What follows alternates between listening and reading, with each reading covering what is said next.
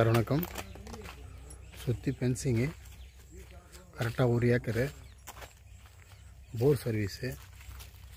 இந்த blue colour தான் bore, ஒரு 300 அடி போரு. தோட்டக்கால சர்வீஸ் வாங்கியிருக்காங்க.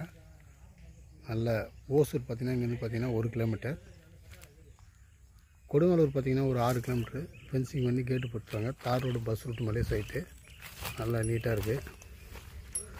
பார்க்குறவங்க பாருங்கள்.